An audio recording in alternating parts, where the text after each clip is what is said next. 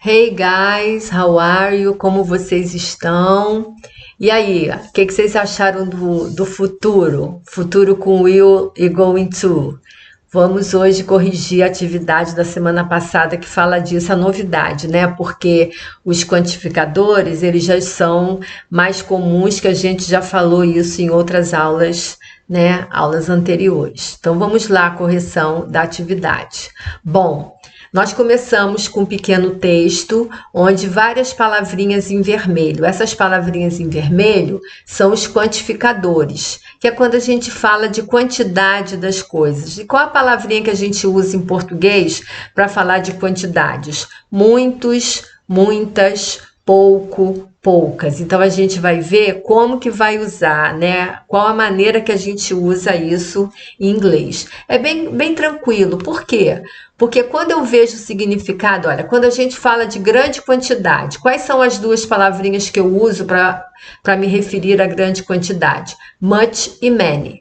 O que quer dizer much? Muito e muita. Isso quer dizer o quê? Que a palavra que vem depois está no singular. Embaixo, many, qual o significado? Muitos, muitas. A palavra que vem depois está no plural. Lógico, a gente fala muitas pessoas, muitos países. Para você falar de quantidade pequena, você pode usar little ou pode usar few. Para usar little, o que quer dizer? Pouco ou pouca. A palavra que vem depois tem que estar no singular. E few, palavra quer dizer poucos ou poucas. A palavra depois tem que estar no plural. Então, aqui tem um pequeno exercício. A gente até nem fez muitos exercícios, porque isso é um entendimento mais rápido, né? Aí o exercício falava assim: escreva nos retângulos um quantitativo diferente, adequado para cada substantivo. Quais são os substantivos aqui? Bom, a gente tem queijo e tem água, né? Então, se eu quero falar de queijo, ou eu digo much cheese ou little cheese. Se eu quero falar de água, eu falo much water ou little water.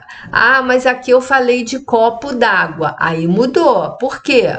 Porque quando eu falo muitos copos d'água, então para falar de copo d'água, qual a palavrinha que eu uso? Many glasses of water ou few glasses of water, tá?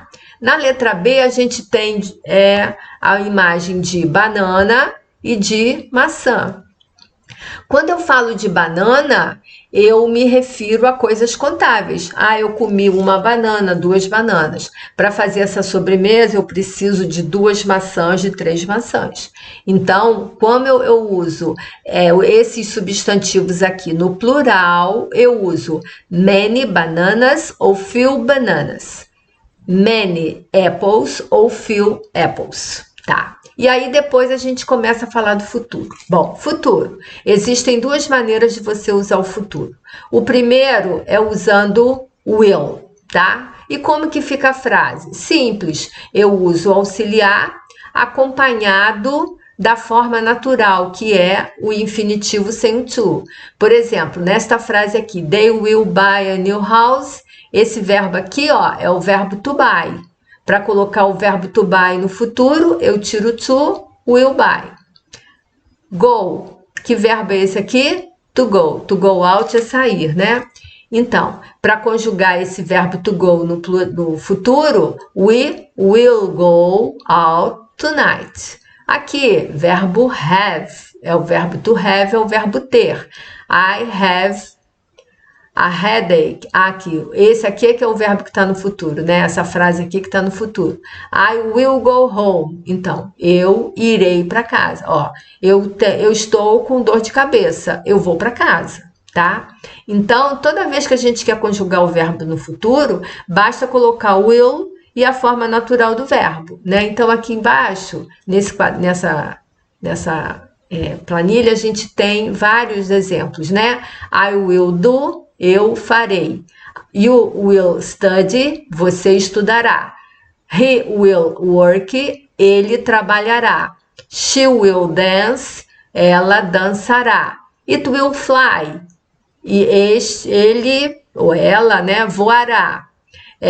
We will travel, nós viajaremos. You will meet, vocês encontrarão. E they will buy, eles comprarão. Quando a gente usa will, né, esse futuro aqui, em português equivale ao futuro do presente. Então, farei, comprarei, irei, viajarei, comerei, dormirei, tá? E aí tem a forma abreviada, que é essa maneira aqui, ó. I'll do, you will study, he'll work, she'll dance, it will fly, will travel, you'll meet, they'll buy, tá? Então, essa maneira aqui é mais comum em conversação, em textos, né? É bem comum a gente ver essa forma aqui, mais do que a outra, né? Essa maneira aqui é mais comum da gente ver. E aí tem aqui os três tipos de sentença, né? A sentença afirmativa, que é formada pelo sujeito, o will é a forma natural do verbo, né? Que é o infinitivo sem to. Na sentença negativa, o not, ele aparece, né? Nessa posição aqui, entre o auxiliar e o verbo. E na pergunta é que acontece a grande alteração. O will sai desta posição e inicia a frase. Então, will, sujeito, né? Will you do? Will she dance? Will they travel? Sempre vai começar na pergunta pelo will, tá?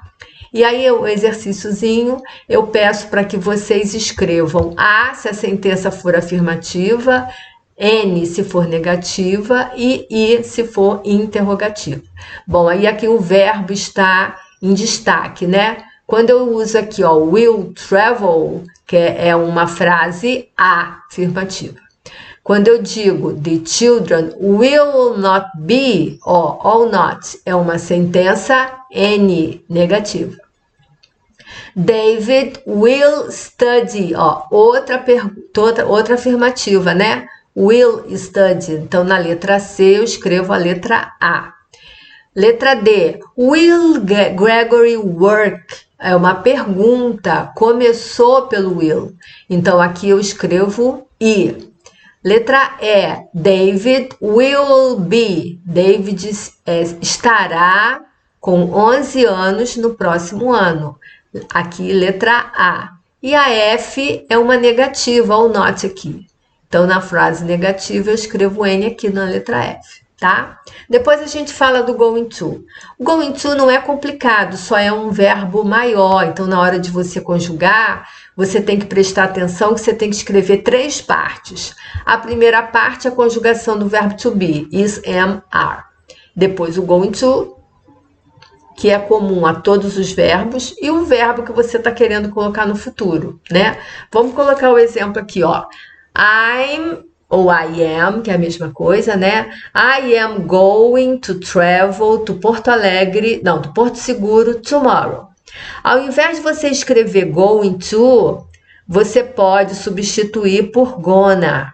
Gonna é muito comum em músicas, em conversação, mas não faz parte da norma culta. Então, você, em textos, né, mais com uma linguagem mais formal, gonna não aparece. Mas como a gente vê muito texto, às vezes vê mensagens de celular, né, de e-mail, alguma coisa assim, então, por isso que eu mostrei aqui para vocês, tá?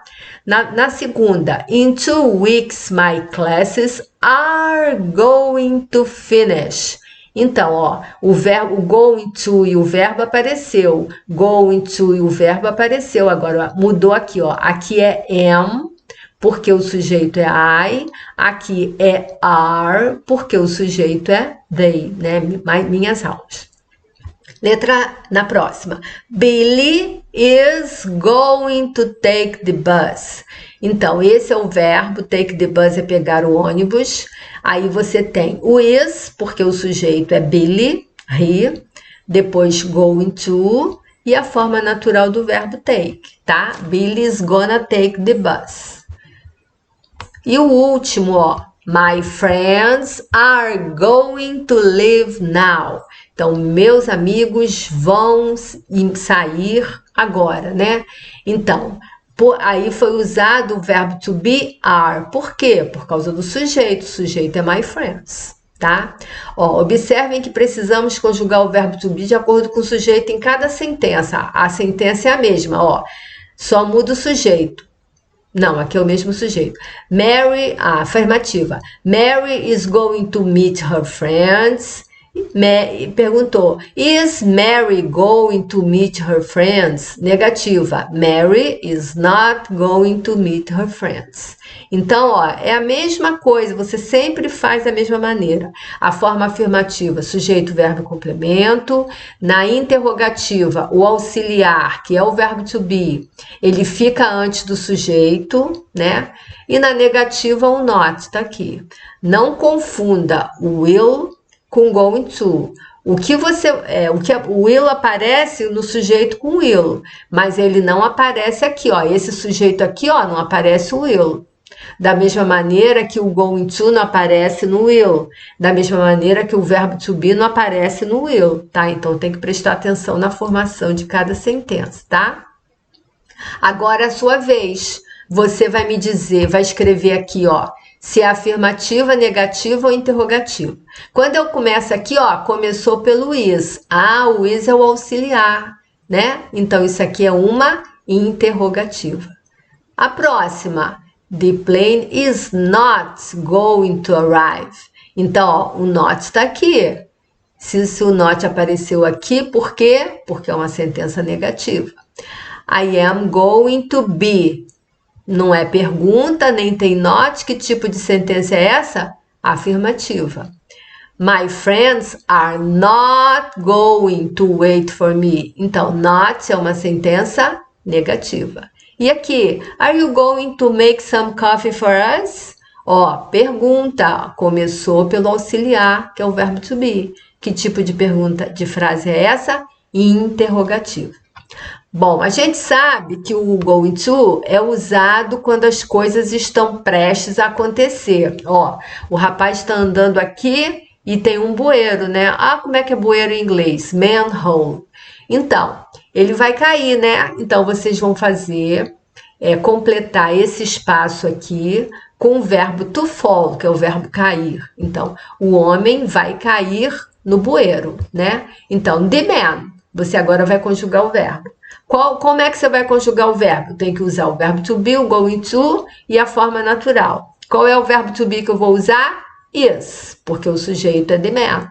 Going to, e aí elimino o to do infinitivo e coloco fall. Então a resposta é the man is going to fall in the manhole.